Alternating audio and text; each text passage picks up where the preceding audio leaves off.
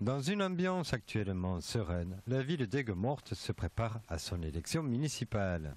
Le maire sortant, Cédric Bonato, se lance dans la campagne. Avec une liste sans étiquette, elle sera républicaine d'intérêt général. Maintenant, c'est le maire candidat qui vous parle. Avant, c'était le maire. Et le maire avait besoin de finir et de montrer, par un bilan très positif, que ce soit financier ou sur l'aménagement de la ville, montrer que le job a été fait lors de ces 6 ans. C'est pour ça que je réitère et je redemande la confiance des Aigues-Mortais comme il me l'avait apporté en 2008. Pour cela, il aura comme colistier Charles Auriel du Parti socialiste.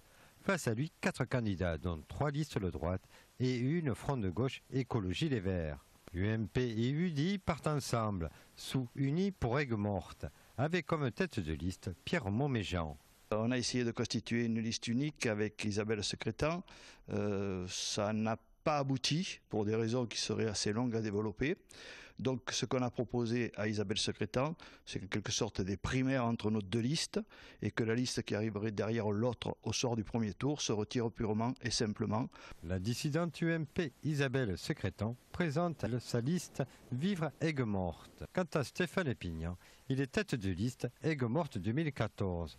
Lui, il prône une droite unie et forte. J'ai toujours indiqué clairement que je voulais rassembler. Je suis issu des rangs de l'UMP.